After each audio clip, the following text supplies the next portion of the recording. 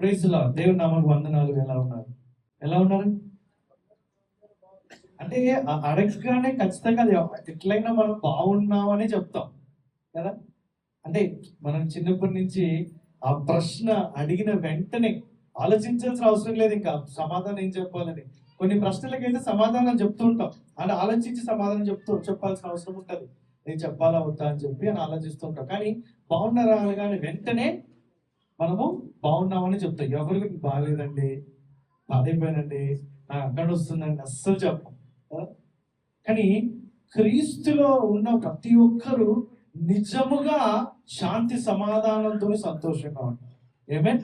ఇప్పుడు చెప్పండి, క్రీస్తులో ఉన్నవారు మనందరము శాంతి సమాధానంతో ఉండగలుగుతాం. ఏమేన్? రైట్. ఈరోజు ఏంటండి? ఈరోజు క్రిస్మస్, డిసెంబర్ 25వ తారీఖు క్రిస్మస్. అయితే ప్రతి సండే మనం ఒక కోట్, ఒక స్టేట్మెంట్ తో స్టార్ట్ చేస్తాం కదా.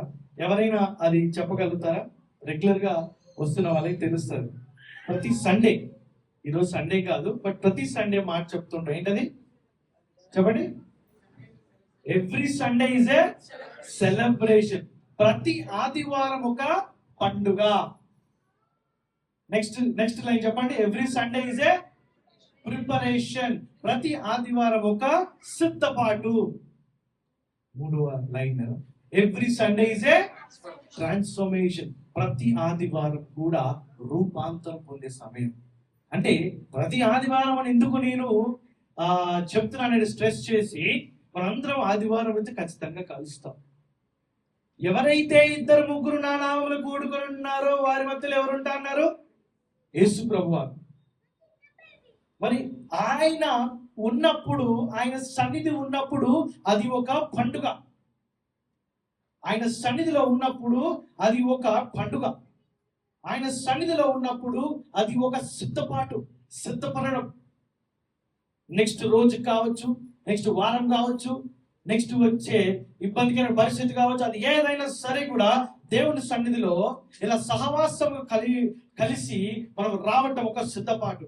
అదే విధంగా ప్రతి దేవుని యొక్క సన్నిధి రూపాంతరం పొందడం, మొత్తం మన జీవితం, ఆత్మీయ జీవితం అంతా కూడా మారు మనసు పొందడం, పాప క్షమాపణ పొందడం, మన జీవితం అంతా, మన హృదయం అంతా కూడా కంప్లీట్ గా చేంజ్ అవ్వడం. అది దేవుని యొక్క సన్నిధి. అయితే దేవుని యొక్క సన్నిధిలో ఒక పండుగ లాంటిది, ఒక సిద్ధపాటు లాంటిది, ఒక రూపాంతరం పొందుకునే సమయం అని చెప్పి ప్రతి ఆదివారం ప్రతిసారి మనం మాట్లాడుకుంటున్నాం. కానీ అది ఎక్కడి నుంచి వచ్చింది, దానికి కారణం ఏమిటి, ఎక్కడ ఉంది ఆ సోర్సు, ఎక్కడ ఉంది ఆ పాయింట్ అంటే క్రీస్తు జన్మము. ఆమేన్. క్రీస్తు జన్మం. హల్లెలూయా. మనం చిన్నప్పటి నుంచి క్రిస్మస్ గురించి మనము వింటూనే ఉన్నాం. విన్నామా లేదా? ఫస్ట్ టైం ఎప్పుడైనా వింటున్నారా? క్రిస్మస్ అనే ఒక పదాన్ని ఎప్పుడైనా వింటున్నామా? ఫస్ట్ టైం ఎవరైనా విన్నారా? లేదు కదా. అయితే చిన్నప్పటి నుంచి వాళ్ళు యేసు ప్రభువుని నమ్ముండకపోవచ్చు. అయినా కూడా ఎక్కడ బయట స్టార్ చూసినా, క్రిస్మస్ సమయంలో క్రిస్మస్ ట్రీ చూసినా, డెకరేషన్ చూసినా కూడా ఇది క్రిస్మస్ సీజన్ అని చెప్పి తెలిసిపోద్ది. ఈవెన్ షాపింగ్ మాల్స్ లో మీరు వెళ్ళినట్లయితే, వాళ్ళు క్రైస్తవులు అయి ఉండొచ్చు, అవ్వకపోయి ఉండొచ్చు, వారు కూడా ఏం చేస్తారంటే క్రిస్మస్ డెకరేషన్, శాంటా క్లాస్, ఆ తాత, క్రిస్మస్ తాత క్యాప్స్ పెట్టుకోవడం, ఆ క్రిస్మస్ ట్రీ డెకరేషన్ చేయడం, లైట్స్ పెట్టడం చేస్తుంటారు. మొత్తం క్రిస్మస్ సీజన్ అలాగా ప్రత్యేకంగా సెలబ్రేట్ చేస్తుంటారు. ఇక్కడ షాపింగ్ మాల్లే కాదు, మన హైదరాబాద్, మన నల్లగండ్ల, తెల్లాపూర ప్రాంతమే కాదు, ప్రపంచం మొత్తము కూడా ఈ క్రిస్మస్ అనే ఒక సీజన్ ని, ఈ క్రిస్మస్ అనే ఒక అంశాన్ని, ఈ క్రిస్మస్ అనే ఒక స్థితిని, పరిస్థితిని ఘనంగా సెలబ్రేట్ చేసుకుంటారు. అంటే క్రిస్మస్ అనేది క్రీస్తు యొక్క జన్మ దినము, జననము అని చాలా మంది తెలుసు. తెలియకపోయిన వారు కూడా క్రిస్మస్ ని సెలబ్రేట్ చేసుకుంటూ ఉంటారు. గత 2-3 రోజులుగా ఇక్కడ చుట్టుపక్కల ఉన్న వారి దగ్గరికి వెళ్ళి ఆ క్రిస్మస్ ఇన్విటేషన్ ఇస్తూ, ఈరోజు క్రిస్మస్ ఆరాధన ఉంది, రండి, తప్పకుండా రండి అని చెప్పి మరి వారికి చాలా మందికి ఇన్వైట్ చేయడం జరిగింది. ఎలా వెళ్ళానంటే స్టార్ చూసి, చిన్నప్పటి నుంచి స్టార్ గురించి విన్నాను, స్టార్ చూశాను. అయితే స్టార్ మనందరూ చూస్తున్నాం కదా, డెకరేషన్లో, ప్రతి డెకరేషన్లో కూడా స్టార్ చూస్తుంటాం, వింటూ ఉంటాం దాని గురించి. ఇప్పుడు మన రోడ్ క్రిస్మస్ సీజన్లో డిసెంబర్లో బయట బజార్ నుంచి ఇంటికి వెళ్ళేటప్పుడు ఒక 10-20 షాపులు ఉంటాయి. షాపుల ముందు బయట స్టార్స్ అమ్ముతూ ఉంటారు. అయితే నేను స్టార్ కూడా చాలా సూచన క్రియలుగా బైబిల్లో మనం చూస్తున్నాం. యేసు ప్రభు వారి శిశువుగా జన్మించిన ఆయన దగ్గరికి నడిపించేగా కొంతమంది వ్యక్తులకి సూచనగా ఉంది. అనే ఉంది. కానీ నాకు ఈరోజు స్టార్ గురించి అవసరం ఎందుకు అనిపించింది అంటే, చిన్నప్పటి నుంచి ఆలోచన ఉంది. స్టార్ గురించి తెలిసిన దగ్గర నుంచి ఆలోచన నాకు ఉంది. అంటే ఇప్పుడు స్టార్ ఓకే, యేసు ప్రభు వారు పుట్టారు, పుట్టినప్పుడు ఆయన సూచన క్రియలాగా నడిపించబడ్డారు, అంతా ఫైన్. మరి ఈ రోజు ఎందుకు అని నాకు అనిపించి పెద్దగా పట్టించుకోలేదు. ఇన్ని సంవత్సరాలు కూడా అంత స్టార్ మీద అంత ఆలోచన రాలేదు.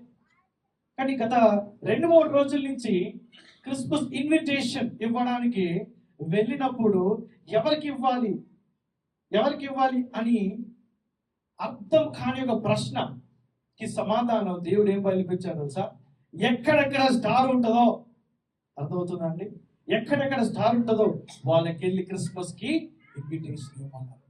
నాకు 2 రోజులు అదే పని. ఇంకా ఎక్కడ స్టార్ కనిపిస్తే అక్కడికి వెళ్ళి వాళ్ళతో మాట్లాడు, క్రిస్మస్ శుభాకాంక్షలు తెలియపరచడం. మనం ఇంకా అదే విధంగా క్రిస్మస్ ఆరాధన జరుగుతుందమ్మా ఫలానా టైంకి, వీలైతే మీరు తప్పకుండా రండి అని చెప్పడం, ఇదే పని. అయితే ఎలాగ వెళ్ళానంటే స్టార్ చూసుకుంటూ వెళ్ళాను. ఆ రోజు యేసు ప్రభు వారు పుట్టినప్పుడు కూడా కొంతమందికి స్టార్ చూసి వారు వెళ్ళారు. అర్థమవుతుందండి? స్టార్ చూసి వెళ్ళారు. అయితే ఈ నేను కూడా స్టార్ అప్పుడు అనిపించింది, అరే స్టార్ అంటే దీంట్లో ఇంత డెప్త్ ఉందా, ఇంత మీనింగ్ ఉందా అనిపించింది. మరి ఒక స్టార్లోనే యేసు ప్రభు వారి గురించి తెలియపరచడానికి, దారి గురించి చెప్పడానికి ఒక స్టార్లోనే ఇంత డెప్త్ ఉంటే, మరి భగవంతుడు దేవుడు మానవుడిగా పుట్టి మానవుని రక్షించడానికి వచ్చిన యొక్క దేవుడికి ఎంత డెప్త్ ఉండాలి కదండి? హల్లెలూయా. ఒక చిన్న స్టార్కి ఎంత డెప్త్ ఉంటే, చాలా మంది ఇప్పుడు మీరు చూసినట్లయితే బయట క్రిస్మస్ ట్రీ పెట్టద్దు, ఇది బిబ్లికల్ కాదు అని చాలా మంది మాట్లాడుతుంటారు. మీరు ఎందుకు క్రిస్మస్ ట్రీ పెట్టారండి, బైబిల్లో లేదు కదా అని అంటారు.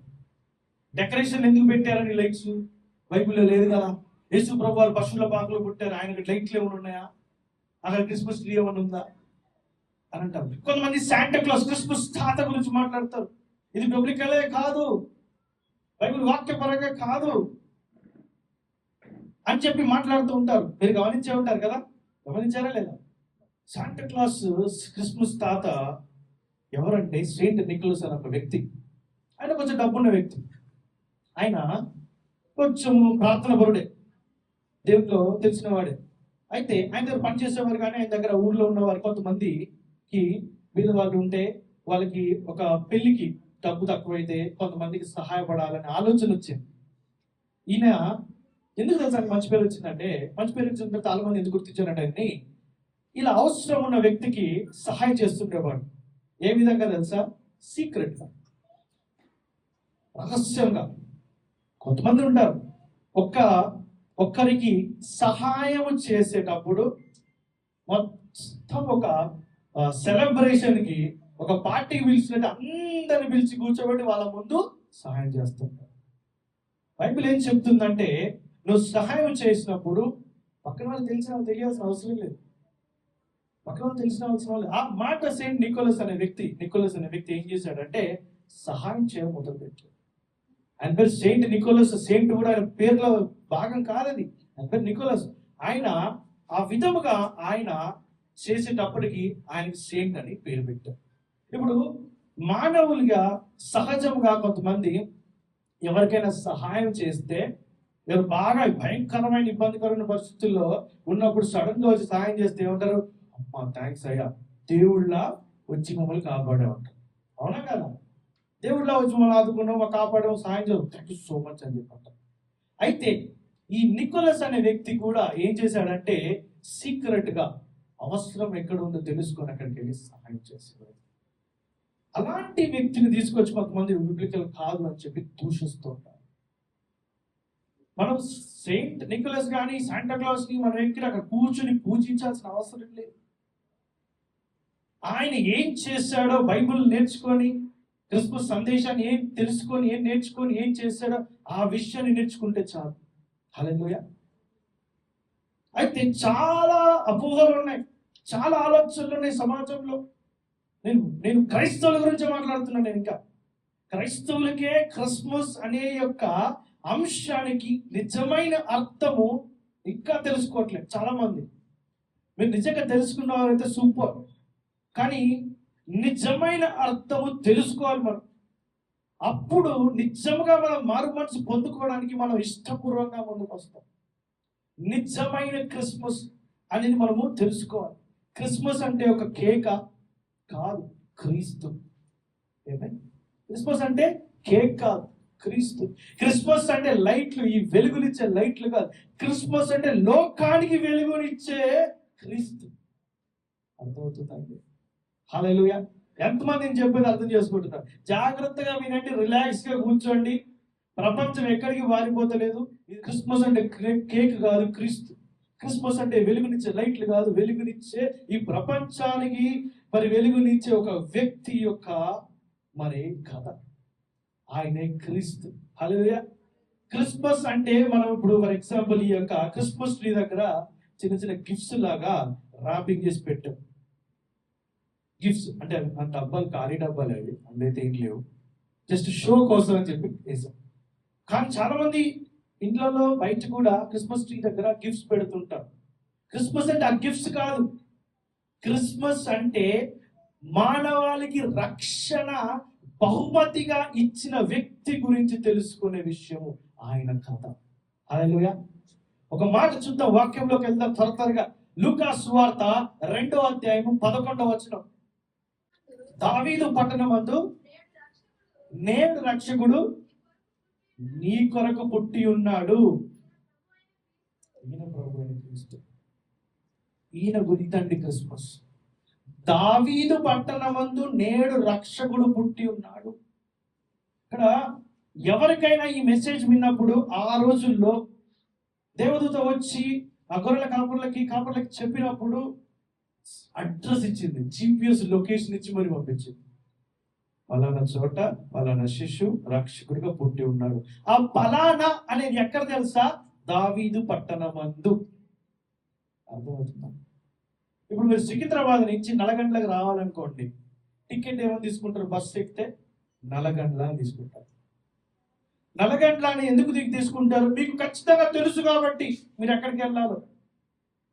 అయితే ఖచ్చితంగా గొర్రెల కాపరికి తెలియపరచడానికి దూత వచ్చి క్లియర్గా ఏం చెప్పింది తెలుసా? దావీదు పట్టణమందు. క్లియర్గా, ఎక్స్ట్రా కాదు, తక్కువ కాదు, క్లియర్గా దావీదు పట్టణమందు ఎవరు పుట్టారు చెప్పండి. అదన్నమాట, ఎవరు పుట్టారు? రక్షకుడు పుట్టాడు. అయితే ఈ దావీదు పట్టణమందు నేడు రక్షకుడు పుట్టడమే క్రిస్మస్. ఆ యొక్క సందర్భాన్ని, ఆ యొక్క అంశాన్ని ఏమని పిలుస్తున్నామంటే తెలుసా? క్రిస్మస్. క్రిస్మస్ అంటే మానవుడు దేవుని కొరకు వెతకటం కాదు. అర్థమవుతుందా? గమనించండి జాగ్రత్తగా నా మాటలు. క్రిస్మస్ అంటే మానవుని దేవుని వెతకడం కాదు. క్రిస్మస్ అంటే దేవుడు మానవుని వెతుక్కుంటా భూమి మీదకి వచ్చిన తరుణం. ఆమేన్. నీ కొరకు, నా కొరకు ఆయన ఒక దేవదూతను పంపించాలి రక్షించడానికి. మళ్ళీ చెప్తాను వినండి. నీ కొరకు, నా కొరకు రక్షణ ఇవ్వడానికి దేవదూతను పంపించలేదు దేవుడు. ఒక ప్రార్థన పంపించలేదు నిన్ను నన్ను రక్షించడానికి. ఇంకెవరినో పంపించలేదు. తెలిసిన వాళ్ళలో, తెలియని వాళ్ళలో ఎవరినో పంపించలేదు. లేదు మన పక్కింటి వాళ్ళు, ఎదుటి వాళ్ళు పంపించలేదు. స్వయంగా ఆయనే వచ్చాడు. ఆమేన్. హల్లెలూయా. స్వయంగా ఆయన వచ్చాడు. అది క్రిస్మస్. క్రిస్మస్ అని ఇంకా సింపుల్, మన లాంగ్వేజ్ లో అర్థమయ్యేటట్టు చెప్తాను. ఎప్పుడైతే దేవుడు భగవంతుడు ఈ సృష్టిని సృష్టించే సృష్టికర్త మానవుడిగా ఎప్పుడైతే మారాడో, పుట్టాడో, అది క్రిస్మస్. ఆమేన్. మరి ఆ రోజు ఎక్కడ పుట్టాడు? పశువుల పాకలో ఒక చిన్న తొట్టిలో పడుకోబెట్టారు ఆయన్ని. ప్యాలెస్ లో పుట్టలేదు, ఒక డబుల్ బెడ్రూమ్ ఫ్లాట్ లో పుట్టలేదు, లేకపోతే 5 BHK డూప్లెక్స్ విల్లాలో పుట్టలేదు. ఒక పశువుల పాకలో తొట్టులు పడుకోబెట్టారు, అక్కడ పుట్టి ఉన్నాడు. హల్లెలూయా. మరి ఈ రోజు యేసు ప్రభు వారు ఒకవేళ నిజంగా పుట్టుంటే ఎక్కడ పుట్టుంటారు? ఈ డిసెంబర్ 25, 2025 సంవత్సరం ఈ తారీఖున యేసు ప్రభు వారు నిజంగా మళ్ళీ పుట్టవలసిన అవసరం పరిస్థితి వస్తే అనుకోండి, వస్తే ఎక్కడ పుడతారు ఆలోచించారు. అప్పుడేమో పశువుల పాకలో పుట్టారు, ఒక తొట్టిలో పుట్టారు. ఎక్కడ బయట హోటళ్ళు, మెస్ హాల్స్ ఎక్కడన్నా మరి పెడదామన్నా కూడా మొత్తం ఫుల్ బిజీ, అన్ని ఆక్యుపైడ్ అయిపోయాయి. అందరూ వచ్చారు. ఆయన పుట్టిన గ్రామంలో మహా అంటే ఒక 70 ఇళ్ళు ఉంటాయి. ఆ 70 ఇళ్ళులో ప్రతి ఒక్క ఇంటిలో వాళ్ళు ఒక చిన్న రూమ్ కట్టుకుంటారు గెస్ట్లు వచ్చినప్పుడు ఇవ్వడానికి. అయితే ఊర్లో ఎవరికి వచ్చినా కూడా ఆ గెస్ట్ రూమ్ అనేది ఇస్తారు. అయితే ఆ ఊర్లో మొత్తం అందరూ వచ్చి కూడా ఆ రూమ్లన్నీ ఆక్యుపై చేసేసారు. ఏ ఇంటికి వెళ్ళి తలుపు కొట్టినా సార్ ఒక చిన్న రూమ్ ఇవ్వండి అని చెప్పి అడిగినా కూడా లేదు అన్నారు. లాస్ట్ చివరి తీసుకెళ్లి పశువుల పాకలో ఉంచారు. మరి ఈ రోజు యేసు ప్రభు పుడితే ఎక్కడ పుడతారు? అర్థమవుతుందా? ఎప్పుడైనా ఆలోచించారు ఈ ప్రశ్నని? ఒక్కవేళ యేసు ప్రభు ఈ రోజు పుడితే ఎక్కడ పుడతారు? ప్యాలెసా? నల్లగండలో ఫుల్ హై రైజింగ్ అపార్ట్మెంట్స్ పెరిగిపోతున్నాయి కదా. ఇటువైపు చూస్తే మొత్తం అపార్ట్మెంట్లు. మొన్న ఒక అపార్ట్మెంట్కి వెళ్ళాను, ఇక్కడ 21 ఫ్లోర్, అంటే 50 ఫ్లోర్స్ అపార్ట్మెంట్స్ కూడా ఉన్నాయి. అదైతే నేను ఎప్పుడు ఎక్కలేదు, ఎక్కే అవకాశం రాలేదు. ఒక ఫ్రెండ్ వాళ్ళ ఇంటికి వెళ్ళినప్పుడు 21st ఫ్లోర్లో ఉంటారు. 22 ఫ్లోర్స్ ఉన్నాయి, 21st ఫ్లోర్లో ఉంటాడు. మరి ఇన్ని అపార్ట్మెంట్లు, ఇన్ని పెద్ద బిల్డింగ్లు, ఇంత స్థలము ఉన్న ఈ భూ ప్రపంచంలో యేసు ప్రభు ఎక్కడ పుడతారు? ఒకవేళ పుట్టవలసిన పరిస్థితి వస్తే ఆలోచించండి. ఆయన పుట్టిన తర్వాత ఆయన పెట్టడానికి అర్హత గల స్థలం ఏముంది భూమి మీద? ఒకసారి ఆలోచించండి. ఉందా? సింగపూరా? స్విట్జర్లాండా? కొన్ని నల్లగండ్లలో పుడితే బాగుండు అనుకుంటున్నారు కదా. ఆయన పుడితే ఒకవేళ మళ్ళీ పుట్టాల్సిన అవసరం వచ్చే పరిస్థితి వస్తే ఆయన జన్మకి స్థలం ఇచ్చే అర్హత గల స్థలం ఏది లేదు, నీ హృదయం తప్ప. నీ హృదయం తప్ప. నీ హృదయమే ఒక పశువుల పాకగా చేయి. నీ హృదయమే ఒక చిన్న మెంచర్, ఒక తొట్టిగా చేయి. యేసు ప్రభువును ఆహ్వానించుకో. అనగా ఎప్పుడైతే భగవంతుడు 2000 సంవత్సరాల క్రితం మరి పరమును వీడి భూమి మీద జన్మించి అప్పటి నుంచి క్రిస్మస్ జరుపుకుంటున్నారు అనేక ప్రజల మంది. కానీ నీ జీవితంలో, నా జీవితంలో క్రిస్మస్ మొదలు రావాలంటే నీ హృదయంలో ఈ రోజే జన్మనివ్వాల్సిన అవసరం ఉంది. భూమి మీద ఎందుకు వచ్చాడంటే నిన్ను నన్ను కాపాడడానికి, పాతాళ లోతుల నుంచి, ఆ అపవాది చేతుల నుంచి, అనేక పరిస్థితుల నుంచి నిన్ను నన్ను కాపాడడానికి ఆయన వచ్చాడు. ఎక్కడికి వచ్చాడు తెలుసా? మనం ఎక్కడైతే ఉంటామో అక్కడికి వచ్చాడు. ఎక్కడైతే ఉంటామో అక్కడికి వచ్చాడు. ప్యాలెస్ లో పుడితే అమ్మో ఆయన ప్యాలెస్ లో ఉండే వాళ్ళ కోసం పుట్టాడేమో అనుకుంటారు కొంతమంది. లేకపోతే అపార్ట్మెంట్లలో పుడితే అమ్మ వాళ్ళకే ఉంటుందేమో. ఇప్పుడు గేటెడ్ కమ్యూనిటీలు ఉంటాయి తెలుసు కదా మీకు. అందులోనే ఉంటారు, అందులోనే సూపర్ మార్కెట్లు, అందులోనే హాస్పిటల్, అందులోనే మెడికల్ షాపులు ఉంటాయి. అందులో పుడితే యేసుప్రభు వారికేనేమో అని మిగతా ప్రపంచం అనుకుంటారని అక్కడ ఇక్కడ కాదు. కానీ పశువుల పాకలో పుట్టారు. ఎక్కడి నుంచి అంటే కింద స్థాయి అయినా, గొర్రెలైనా సరే, గొర్రె కాపరి కాదు, ఎవరి నుంచి అందరి కోసం నేను వచ్చి ఉన్నానని అక్కడ పుట్టారు. కానీ ఈ రోజు పుట్టాలంటే నీ హృదయం, నా హృదయం. ఎందుకంటే ప్రపంచంలో స్థలం లేదు. ఆయన పుట్టడానికి, ఆయన పుట్టిన తీసుకోవడానికి అర్హత గల స్థలం ఏది లేదు. హల్లెలూయా. దేవుడు దూరంగా లేడు, దగ్గరగా ఉన్నాడు. దేవుడు కోపంగా లేడు, ప్రేమతో ఉన్నాడు. దేవుడు మనము మాట్లాడలేని యొక్క అంత దూరంలో లేడు, చాలా దగ్గరగా ఉన్నాడు. హల్లెలూయా. మారు మనసు తీసుకురావడానికి దేవుడి భూలోకానికి వచ్చాడు. హల్లెలూయా. ఈరోజు మార్నింగ్ న్యూస్ చదువుతున్నాను. తిరువనంతపురం అనే ప్రాంతంకి ఒక వందే భారత్ ట్రైన్ వెళ్తున్నప్పుడు ఎందుకు చెప్తున్నాడు ఎగ్జాంపుల్? మారు మనసు నాకు ఎందుకండి? నేను పొద్దున్నే రాగి సంగటి తింటా, మంచి బలంగా ఉంటా. మధ్యాహ్నం ప్యారడైజియో పిస్తా హౌస్ నుంచి బిర్యానీ తింటా, ఫుల్ బలంగా ఉంటా. రాత్రి మంచి భోజనం తింటా, ప్రోటీన్ షేకులు తింటా, బలంగా ఉంటా. నాకెందుకండి మారు మనసు అనుకోవచ్చు. నేను ఒక ఎగ్జాంపుల్ చెప్తా, వాస్తవంగా జరిగిన సంఘటన. ఈరోజు పొద్దున్న న్యూస్ చూసా. నిన్న తిరువనంతపురంకి వెళ్తున్న ఒక వందే భారత్ ట్రైన్ తెలుసు కదా, చాలా స్పీడ్ వెళ్తుంది. దాదాపుగా 100, 110, 120 కిలోమీటర్లు గంటకి ప్రయాణిస్తుంది. ఆ యొక్క ట్రైన్ వెళ్తుంది సడన్ గా మరి ట్రైన్ డ్రైవర్ బ్రేక్ వేసాడు. ఎమర్జెన్సీ బ్రేక్ వేసాడు. నార్మల్ బ్రేక్ కూడా కాదు, ఎమర్జెన్సీ బ్రేక్ వేసాడు. ఎమర్జెన్సీ బ్రేక్ అంటే టక్కన ఉన్న బలంగా ఆగిపోయేటట్టు, బండ్లకి కార్లకి డిస్క్ బ్రేక్లు ఉంటాయి కదా, ఆ విధంగా ఎమర్జెన్సీ బ్రేక్ వేసాడు. ఎమర్జెన్సీ బ్రేక్ వేయగానే అది సర్రం జారుకుంటూ ట్రక్ మీద పట్టాలు జారుకుంటూ వచ్చి ఒక వెహికల్ ని గుద్దింది. ఎక్కడుందో వెహికల్ తెలుసా? పట్టాల మీద ఉంది. ఎవడో తాగేసి నిన్న రాత్రి వాడు ఆటోని తీసుకొని వచ్చి, జాగ్రత్త మీద ఆటోని తీసుకొని వచ్చి పట్టాల మీద పెట్టేసి వెళ్ళిపోయాడు. అర్థమవుతుందా? ఆ భయంకరమైన యాక్సిడెంట్ దేవుడు కాపాడాడు, వెరీ గుడ్. కానీ ఇక్కడ ఆ పట్టాల మీద పెట్టిన ఆటో డ్రైవర్కి ఏం అవసరం తెలుసా? మారు మనసు. వాడు మారు మనసు పొందిన వ్యక్తిగా ఉన్నట్లయితే వాడు తాగుడుకు దూరంగా ఉంటాడు, భార్య బిడ్డల్ని జాగ్రత్తగా పంచుకునే విధంగా ఉంటాడు, బాధ్యతగా ఉంటాడు, నిజాయితీగా ఉంటాడు. ఆటోని ఇంకా ట్రాక్ మీద పెట్టే అవసరం వారికి రాదు కదా. అందుకు మారు మనస్సు అనేది ప్రజలకి అవసరం. అది యేసు ప్రభు వారు మాత్రమే ఇవ్వగలుగుతారు. అర్థమవుతుందా అండి చెప్పేది? ఇంకొక మార్చిన చూద్దాం. మత్తయి సువార్త 1వ అధ్యాయం 21వ వచనం. తన ప్రజలను, ఇది యేసు ప్రభు వారు ఎందుకు వచ్చారన్న రెండవ మాట, తన ప్రజలను వారి పాపముల నుండి ఆయన రక్షించును కనుక ఆయనకు యేసు అని పేరు పెట్టింది. ఇక్కడ యేసు ప్రభు వారు ఫస్ట్ మాటలో రక్షకుడిగా వచ్చి ఉన్నారు. రెండో మాటలు ఏంటి తెలుసా? తన పాపములను రక్షించడానికి, పాపము నుంచి రక్షించడానికి ఆయన వచ్చాడు. హల్లెలూయా. పాపము నుంచి రక్షణ, నీతిమంతుడుగా తీసుకురావడానికి ఆయన వచ్చాడు.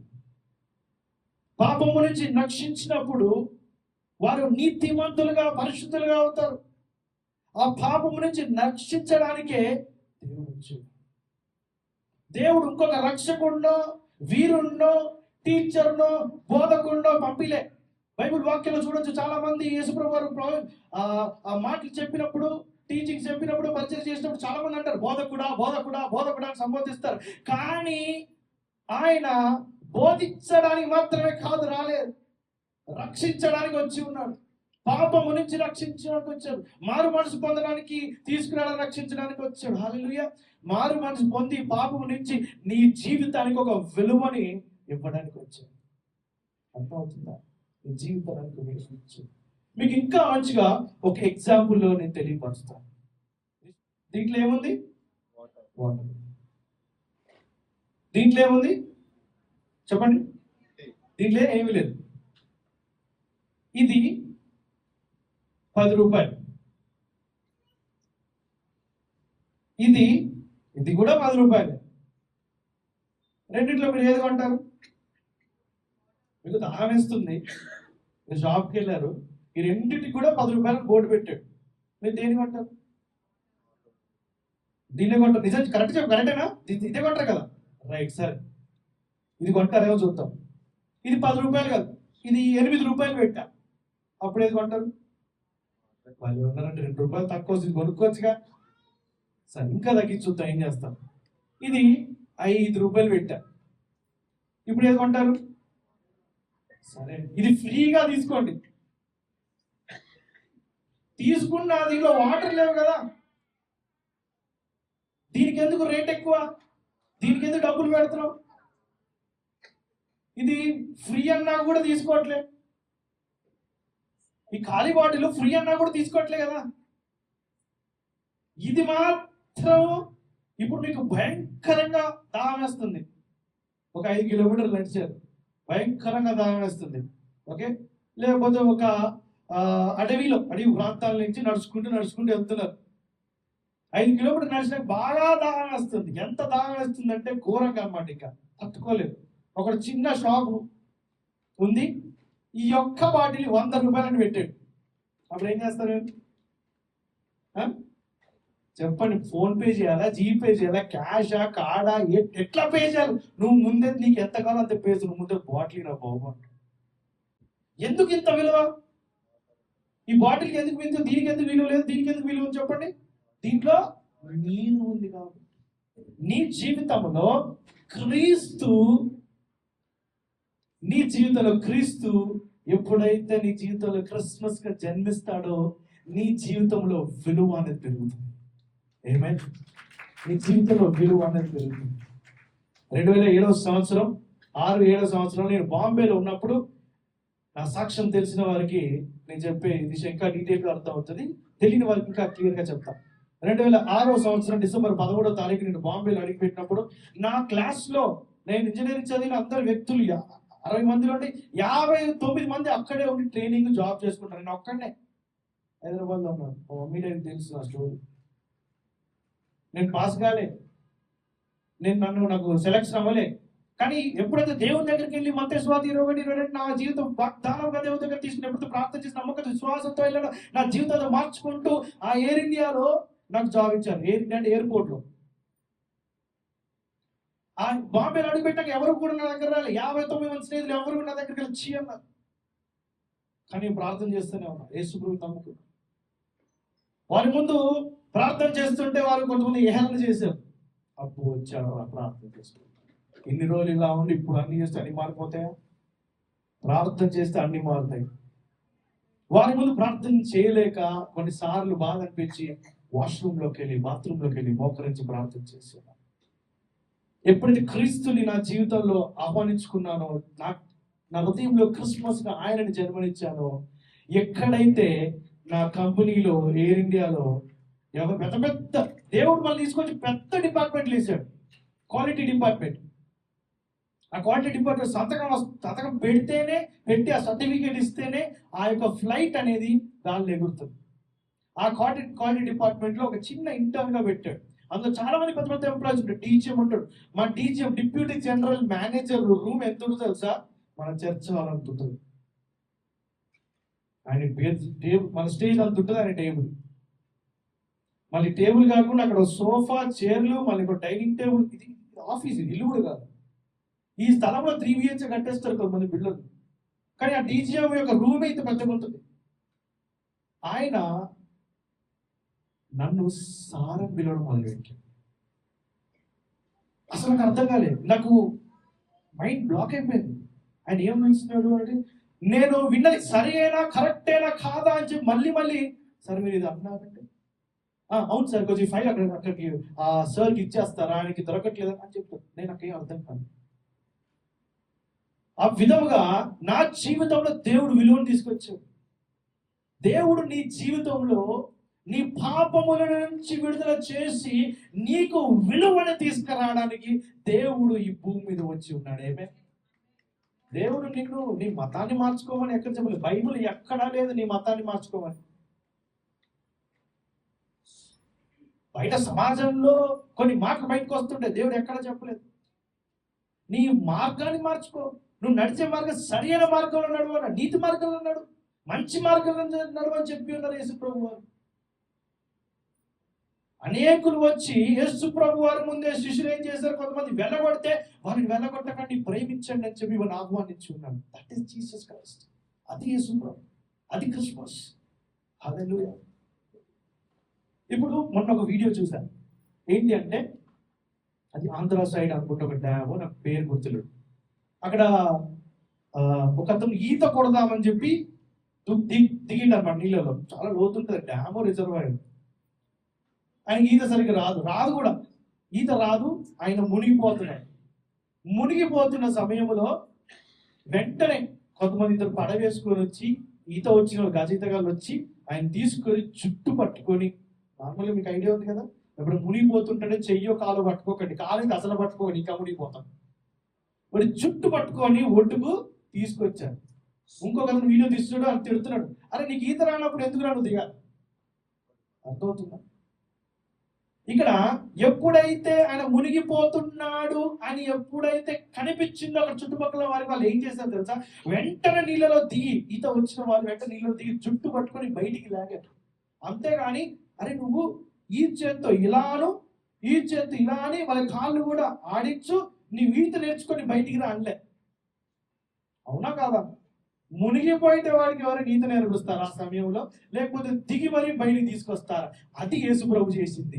పాపములో నశించిపోతున్న వ్యక్తులకి కాపాడుకోవడం, రక్షణలోకి ఎందుకు ఎలా రావాలని చెప్పలే యేసు ప్రభు. ఆయన స్వయంగా వచ్చి చుట్టు పట్టుకొని బయటికి తీసుకొచ్చారు. That is Christmas. క్రిస్మస్. అప్పుడు మునిగిపోతున్న వాడిని బయటకు వచ్చాక, అరే నువ్వు ఈత రానప్పుడు ఎందుకు నువ్వు వెళ్ళావు? ఈత నేర్చుకొని వెళ్ళు అన్నారు. ఎప్పుడైతే నువ్వు యేసు ప్రభులోనికి వస్తావో, నేను పాప క్షమాపణ నుంచి విడుదల తీసుకుని ఎప్పుడైతే యేసు ప్రభు వస్తారో, నీకు ఈ జీవితాన్ని ఎలాగ ముందుకు తీసుకెళ్ళాలి, ఎలాగ నువ్వు జయించాలి అని నీకు బైబిల్ వాక్యం ద్వారా నేర్పించి నువ్వు అప్పుడు జీవితంలో ఈత కొడతావు. ఏమే మునిగిపోవును, ఎంత లోతైన నీళ్ళలో కూడా నువ్వు ఈత కొడగలుగుతావు. ఆయన వచ్చి ఉన్నా. నేను ఇంకొక ఎగ్జాంపుల్, ఇదేంటి చెప్పండి? చిన్న చెక్క మొక్క, దీని నుంచి ఇది తయారు చేయబడిన కదా, దీని నుంచి ఇది తయారు చేయబడినారు. ఈ రెండు మీకు ఇస్తున్నా, కానీ ఒకటే తీసుకోవాలి.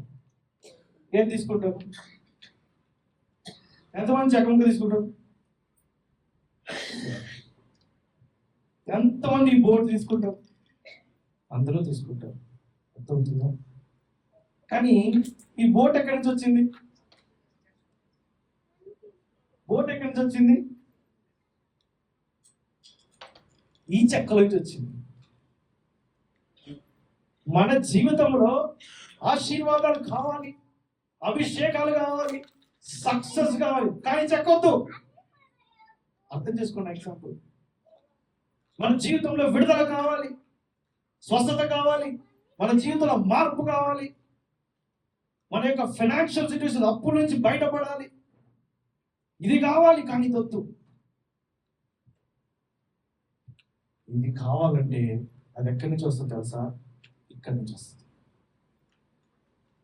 ఎప్పుడైతే నువ్వు యేసు ప్రభుని పరిపూర్ణంగా నీ హృదయంలో జన్మించుకుంటావో, నువ్వు జన్మనిస్తావో, అప్పుడు నీ జీవితము మారు మనసు పొందుకుంటావు, పాప క్షమాపణ పొందుకుంటావు, రక్షణ పొందుకుంటావు. అప్పుడు నీ జీవితంలో విలువ అనేది పెరుగుతుంది, నీ జీవితం మార్చబడుతుంది, నువ్వు ఆశీర్వదించబడతావు. ఆశీర్వదించబడడం కొత్త ట్రెండ్ కాదండి. హల్లెలూయా. ఆశీర్వదించబడడం కొత్త ట్రెండ్ కాదు. ఏది కొత్త ట్రెండ్ తెలుసా? ఆశీర్వదించడం యేసుని నామములో. ఆమేన్. దేవుడు నిన్ను ఆశీర్వదించినాక అక్కడితో అయిపోయిందా అనుకోవద్దు మీరు జర్నీ. నేను ఏ విధంగా అంటే తెలుసా? నీ చేతుల ద్వారా, నీ క్రియల ద్వారా దేవుడు ఇంకొకరిని ఆశీర్వదిస్తాడు. నువ్వు ఆశీర్వాదకరంగా ఉంటావు. Blessed to be a blessing to many people. Hallelujah. దేవుని నామములో అందరికీ వందనాలు. జాగ్రత్తగా గమనించండి. ఇంకొక మాట చూసుకుంది, యోహాను సువార్త 1:12 తన్ను ఎందరు అంగీకరించిరో వారికి అందరికీ, అనగా తన నామమునందు విశ్వాసం ఉంచిన వారికి దేవుని పిల్లలగటకు ఆయన అధికారం అనుగ్రహించు. యేసు ప్రభు వారు ఎందుకు భూమి మీద వచ్చారు తెలుసా? ఫస్ట్ రక్షణకు నడిపించడానికి, పాప క్షమాపణ నుంచి నీకు విలువను తీసుకురావడానికి. మూడవది ఏంటి తెలుసా? నిన్ను ఆయనను పిల్లలుగా చేసుకోవడానికి, నిన్ను ఆయన పిల్లలుగా చేసుకోవడానికి. మన వర్షిప్ టీం అద్భుత రీతిగా చక్కగా దేవుని ఆరాధించున్నారు. అందుకు పాట పాడి ఉన్నారే, ఒంటరిగా ఏడ్చిన నన్ను. చెప్పండి, ఎవరైనా లిరిక్ చెప్తారా? ఒంటరిగా ఏడ్చినప్పుడు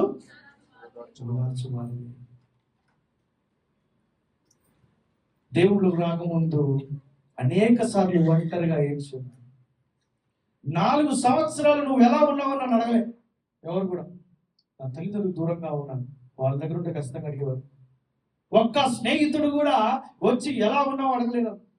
4 సంవత్సరాలు నవ్వి నా జీవితంలో, నా జీవితమే కాదు ప్రతి ఒక్కరి జీవితంలో అనేక రోజులు, అనేక వారాలు, అనేక నెలలు నవ్వుని మర్చిపోయిన జీవితాలు అనేకం.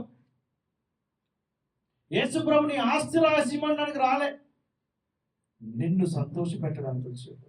ఎందుకు తెలుసా? నిన్ను పిల్లలుగా స్వీకరిస్తున్నాడు కాబట్టి. పిల్లలు తప్పిపోయినప్పుడు తండ్రి సంతోషపడతాడా, బాధపడతాడా? చెప్పండి. చెప్పండి, బాధపడతారా సంతోషపడతారా? తప్పిపోయినప్పుడు, తప్పిపోయిన వారు తిరిగి వస్తే సంతోషపడతారు. హల్లెలూయా. ఆ యేసు ప్రభు తనని తండ్రిగా అర్పించుకొని ఎవరికి? నీకు నాకు, నిన్ను నన్ను తన పిల్లలుగా చేర్చుకోవడానికి యేసు ప్రభు వచ్చాడు. చివరిగా నిన్ను నన్ను నీతిమంతుడుగా చేయడానికి వచ్చాడు. ఎందుకు నీతిమంతుడుగా చేయడానికి వచ్చాడు? ఒక మాట చూసి మనం ఊహించుకుంటాం. సామెతలు 24:16 నీతిమంతుడు 7 మార్లు పడినను తిరిగి లేచును, ఆపత్కాలమునందు భక్తిహీనులు కూలుదురు. వచనం మళ్ళీ చదవండి. మీరు చదివే వచనాన్ని పదానికి పదం జాగ్రత్త గమనించండి. ఓకే, నీతిమంతులు 7 మార్లు పడినను తిరిగి లేచు. ఓకే, అర్థమైందా? నీతిమంతులు 7 సార్లు పడ్డా కూడా వాళ్ళు ఏంటంట? లేస్తారు. తర్వాత ఆపత్కాలం నందు భక్తిహీనులు కూలుదురు. నీతిమంతుడు పడిపోయినా లేచి నించుంటాడు, భక్తిహీనుడు పడిపోతే అంతే, లేవరిక. అర్థమవుతుందా? మళ్ళీ చెప్తాను. నీతిమంతుడు పడిపోయినా మళ్ళా తిరిగి లేచే అవకాశం ఉంది, కానీ భక్తిహీనుడు, దుష్టుడు పడిపోతే అంతే సంగతి, ఇంకా లేవడు. బైబిల్ వాక్యం చదివిస్తుంది కాదు. నిన్ను నీతిమంతుడుగా చేయడానికి దేవుడు భూలోకాన్ని వచ్చాడు. అది క్రిస్మస్. నిన్ను నీతిమంతుడిగా చేయడానికి. నువ్వేదో పాపిగా, దుష్టుడుగా, దురాలోచనలతోని, భయంకరమైన మనసుతోని ఉన్నప్పుడు ఆయన వచ్చి పాప క్షమాపణ ఇచ్చి నిన్ను నీతిమంతుడిగా చేసి ఉన్నాడు. అయినా కూడా నువ్వు పడిపోతే నువ్వు తిరిగి లేస్తావు. నువ్వు ఎప్పుడైతే మారు మనసు పొందకుండా, ఆయన పట్టించుకోకుండా అలా ఉంటే అదే విధంగా పడిపోయి ఉంటాం, కానీ తిరిగి లేచే అవకాశమే లేదు. హల్లెలూయా. నువ్వు మళ్ళీ తిరిగి లేవాలి, జయాన్ని పొందుకోవాలి, విజయాన్ని పొందుకోవాలి అని ఉద్దేశముతో నిన్ను నీతిమంతుడు దాంట్లో నడిపించడానికి యేసు ప్రభు వారి భూమి మీదకి వచ్చారు. అదే నిజమైన క్రిస్మస్. ఎంతమందికి అర్థమవుతుంది? పడిపోయిన భక్తిహీనుడు, దుష్టుడు అంతే, లేవడు. నువ్వు నీకు ఏదైనా తప్పు చేసా, నువ్వు నీతిమంతుడిగా అయినప్పుడు, అనగా యేసు ప్రభుని మారు మనసు పొందుకొని రక్షకుడిగా అంగీకరించిన తర్వాత నువ్వు తనుకోని పరిస్థితుల్లో పడిపోయినా, విజయాన్ని పొందుకోలేకపోయినా, ఓడిపోయినా కూడా దేవుడు ఏం చేస్తాడు తెలుసా? నిన్ను మళ్ళీ లేపుతాడు. ఎందుకు తెలుసా? ఆయన నిన్ను వెలకట్టి కొనుక్కొని నీతిమంతులకు నడిపించాడు కదా. ఏమి? మరి అదే నువ్వు భక్తిహీనుడుగా ఉన్నట్లయితే, అదే దురాలోచన, దుష్టుడి ఆలోచనలో ఉన్నట్లయితే, పాప ఆలోచన ఉన్నట్లయితే, నువ్వు లేచి మళ్ళీ విజయాన్ని పొందుకునే అవకాశం ఉంది. నా జీవితంలో, నా సాక్ష్యంలో దేవుని పడిపోయినప్పుడు దేవుడు మళ్ళీ తిరిగి లేపాడు. ఆయన బిడ్డలుగా ఉన్న నీవు, నేను, మనము తప్పు చేసిన, పడిపోయిన తిరిగి మళ్ళీ తీర్చుకుంటాడు. అర్థమవుతుందండి? నిన్ను నన్ను నీతిమంతుల లెక్కలో నడిపించడానికి యేసు ప్రభు వారు వచ్చారు. అదే క్రిస్మస్. ఆమేన్. యేసు ప్రభు వారు భూమి మీద ఎందుకు జన్మించారు తెలుసా? మనల్ని రక్షించిన కొరకు, పాపము నుంచి మనల్ని నడిపించడానికి, విడుదల తీసుకురావడానికి, మనల్ని పిల్లలుగా చేసుకోవడానికి, అదే విధంగా నీతిమంతులలోకి, లెక్కల్లోకి నడిపించడానికి యేసు ప్రభు వారు వచ్చారు. యేసు ప్రభు వారు ఎప్పుడైతే నీ హృదయంలో జన్మిస్తారో నరకానికి గ్రిప్పు పోయినట్టే.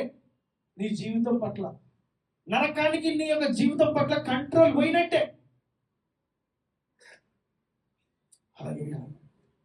యేసు ప్రభు వారికి జన్మము అనగా క్రిస్మస్ అనే అంశము, నీ కథ అయిపోయింది అని నువ్వు అనుకుంటే అయిపోలేదు, ఇప్పుడే మొదలైంది అని ఒక నిజ స్వరూపమైన అంశము క్రిస్మస్.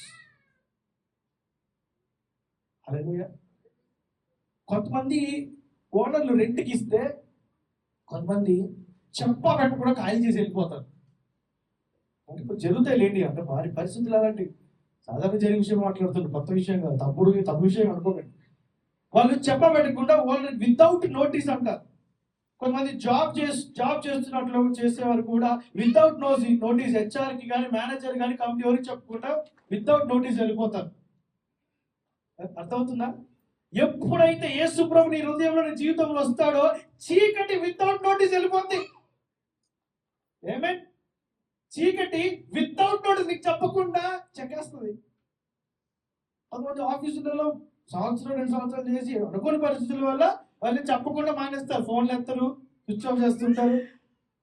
బిజినెస్ ఉన్న వాళ్ళు మీ దగ్గర ఎంప్లాయీస్ ఉన్న వాళ్ళు సడన్ గా రారు, చెప్పేస్తారు. ఏంటి చెప్పచ్చు కదా అని అనుకుంటాం, చెప్పకుండా మానేస్తారు. దాన్ని వితౌట్ నోటీస్ అంటాం. యేసు ప్రభు నీ జీవితంలో ఉన్నట్లయితే వితౌట్ నోటీస్ చీకటి పారిపోతుంది. నువ్వు ఆలోచిస్తే సడన్ గా ఏమైంది, మనకు అంత బాగానే నడుస్తుంది ఏంటి, మనం బాగానే నడుస్తుంది ఏంటి అని అనుకుంటా. నీకు అర్థం కూడా కాదు, ఎందుకంటే నీకు అర్థం చేయించాల్సిన అవసరం యేసు ప్రభువుకి లేదు, నువ్వు అర్థం చేసుకోవాలి. నీ జీవితంలో చీకటి వెళ్ళిపోయిందని చెప్పి నీకు వచ్చి బాబు సార్ నీ జీవితంలో చీకటి వెళ్ళిపోయింది ఆయన చెప్పాల్సిన అవసరం యేసు ప్రభువుకి లేదు. అది నువ్వు అర్థం చేసుకోవాలి, నీ విశ్వాసముతో నువ్వు అర్థం చేసుకోవాలి. ఆమేన్, హల్లెలూయా. యేసు ప్రభువు వారు నీ జీవితాన్ని రక్షించడానికి, పాపం నుంచి విడుదల చేయించడానికి, నిన్ను నీతిమంతులు లెక్కలోకి నడిపించడానికి, అదేవిధంగా నిన్ను ఆయన పిల్లలుగా చేసుకోవడానికి యేసు ప్రభు వారు వచ్చి ఉన్నారు. ముఖ్యంగా యేసు ప్రభు వారు నీ హృదయంలో జన్మించవలసిన అవసరం ఉంది, నువ్వు ఆహ్వానించుకోవాలి. ఆమేన్. ఈ క్రిస్మస్ రోజున క్లాప్స్ కొట్టడం కాదు, క్రైస్ట్కి కమిట్ అయ్యాం, యేసు ప్రభుకి కమిట్ అయ్యాం. యేసు ప్రభుని పరిపూర్ణంగా సొంత రక్షకుడిగా మన జీవితంలో ఆహ్వానించుకుంటాం. హల్లెలూయా. బ్రిడ్జ్ ఆఫ్ హోప్ మినిస్ట్రీలో అనేక అద్భుత కార్యాలు దేవుడు నడిపిస్తున్నాడు. ఏమే ఈ యొక్క సేవ ప్రారంభించిన ఆ రోజు నుంచి ఈ రోజు ఎవ్రీడే ఒక మిరకల్. రెగ్యులర్ గా వచ్చే వారిని అడగండి, అంటే ఇక్కడికే వస్తేనే మిరకల్ చేస్తే అట్లా అనుకోకుండా, అది కాదు. దేవుడి దగ్గరకు వచ్చిన ప్రతి వ్యక్తి కూడా దేవుడు వాడిని సిగ్గుపడనీయుడు. బైబిల్ చెప్తుంది ఏం తెలుసా, నమ్ముట నీ వల్లే నమ్మువానికి సమస్తము సాధ్యము. All things are possible if you believe in God. నమ్ముట నీ వల్ల అవుతుందా? అవును తండ్రి నా అవుతుంది, అయితే సాధ్యము నీ జీవితంలో బైబిల్ చదివిస్తుంది ఈ రోజున. హల్లెలూయా.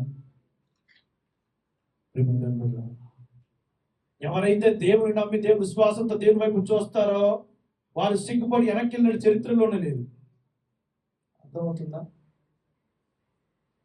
సమయం పడుతుంది, చెక్క ముక్కగా ఉన్నది ఈ విధముగా అవ్వడానికి సమయం పడుతుంది.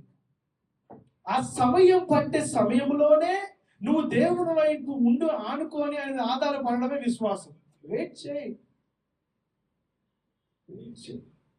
నువ్వు వాటర్ తాగితే నోట్లో వేసిన వాటర్ కడుపులో వాడడానికే సగం కొన్ని సెకండ్లు పడుతుంది.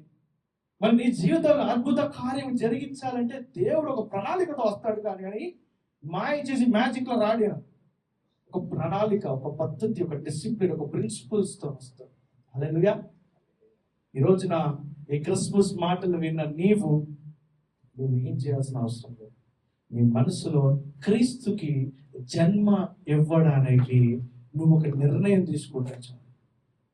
కానీ ఎప్పుడైతే నువ్వు క్రీస్తుని నమ్మి విశ్వసిస్తావో దేవుడు నిన్ను కాపుదల దయచేస్తాడు. అర్థమవుతుంది? క్రీస్తు ఏం చేస్తాడు సార్? మార్గాన్ని సరి చేస్తాడు.